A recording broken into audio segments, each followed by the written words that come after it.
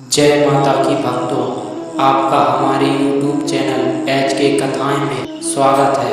आज हम नवदुर्गा की तृतीय देवी माता चंद्रघंटा के बारे में जानेंगे, तो आपसे अनुरोध है वीडियो को लास्ट तक देखें और माता चंद्रघंटा के बारे में विस्तृत जानकारी प्राप्त करें। तो आइए इस कथा की शुरुआत करते हैं। चंद्रघंटा यह नाम अपने आप में ही एक गहरा रहस्य समेटे हुए है।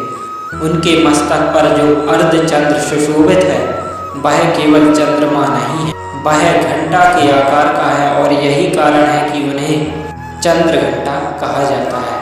यह चंद्रघंटा केवल आभूषण नहीं है, यह चेतना की ध्वनि है। यह वह दिव्य नाद है जो अज्ञान को तोड़ देता है, भय को समाप्त कर देता है और साधक को जागृत कर देता है। जब शक्ति इस रूप में प्रकट होती है तब उसका स्वरूप अत्यंत दिव्य, तेजस्वी और साथ ही उग्र होता है। उनके 10 हाथ हैं, प्रत्येक हाथ में एक एक दिव्य अस्त्र है। त्रिशूल, बाण, तलवार, धनुष, कमल और अन्य दिव्य आयुध, ये सब केवल युद्ध के साधन नहीं हैं, बल्कि ये जीवन के विभिन्न आयामों पर नियंत्रण का प्रतीक हैं।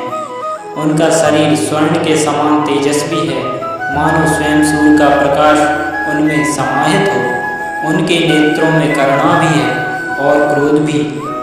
यह वही संतुलन है जो एक सच्ची शक्ति में होना चाहिए। उनका वाहन है सिंह।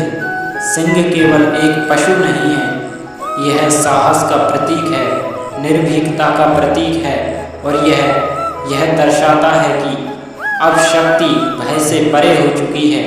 अब वह स्वयं भय का अंत करने वाली बन चुकी है।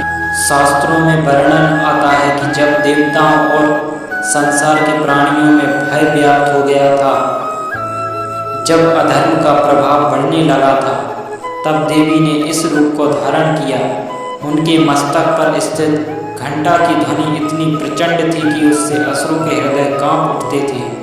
उनकी शक्तियाँ क्षीण हो जाती थीं और उनका साहस टूट जाता था। मेरे प्रिय दर्शकों, यह केवल एक युद्ध का दृश्य नहीं है, यह उस आंतरिक युद्ध का प्रतीक है जो हर मनुष्य के भीतर चलता है। जब भय, संशय और नकारात्मकता हमारे मन पर हावी हो जाती है, तब हमें अपने भीतर की चंद्रघंटा को जागृत करना होता है। अब यदि हम उनके आध्यात्मिक स्वरूप को समझें तो माँ चंद्रघंटा का संबंध मणिपुर चक्र से माना गया है। यह चक्र हमारे आत्मविश्वास, शक्ति और इच्छा शक्ति का केंद्र है। जब यह चक्र जागृत होता है तब मनुष्य निर्भीक हो जाता है, उसके भीतर से भय समाप्त हो जाता है और वह हर परिस्थिति का सामना करने के लिए तैयार हो जाता है। अब यदि हम उनके अस्त्र शस्त्रों के गूढ़ अर्थ को समझें तो त्रिशूल हमें 3 गुणों पर नियंत्रण सिखाता है। तलवार अज्ञान को काटने का प्रतीक है, गदा शक्ति और स्थिरता का प्रतीक है और धनुष बाण लक्ष्य पर केंद्रित रहने का संकेत देता है। उनके हाथ में कमल भी है जो यह दर्शाता है कि युद्ध के बीच में भी पवित्रता और संतुलन बनाए रखना आवश्यक है। अब यदि हम उनकी पूजा विधि की बात करें तो नवरात्रि के तीसरे दिन माँ चंद्रघंटा की उपासना की जाती है। प्रातःकाल स्नान कर स्वच्छ वस्त्र धारण कर शांत मन से देवी का ध्यान किया जाता है। उन्हें सुगंधित पुष्प अर्पित किए जाते हैं और विशेष रूप से दूध या दूध से बने मिष्ठान का भोग लगाया जाता है। उनका मंत्र है ओम देवी चंद्रघंटाय नमः। इस मंत्र का जप करते समय साधक को यह भाव रखना चाहिए कि उसके भीतर का भय समाप्त हो रहा है, उसका आत्मविश्वास बढ़ रहा है और वह जीवन के हर संघर्ष का सामना करने के लिए तैयार हो रहा है।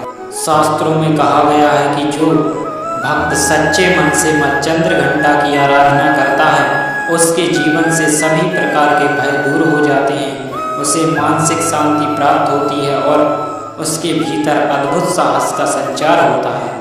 मेरे प्रिय दर्शकों, यह वही अवस्था है जहाँ साधक केवल साधना नहीं करता, बल्कि वह अपने भीतर की शक्ति को पहचानता है, उसे जागृत करता है और उसे सही दिशा में उपयोग करना सीखता है। और जब यह शक्ति जागृत हो जाती है, जब भय समाप्त हो जाता है, जब आत्मविश्वास अपने चरम पर पहुंच जाता है, तब वही शक्ति आगे बढ़ती है और सृष्टि के सबसे गहरे रहस्य को प्रकट करती है, माँ कुष्मांडा।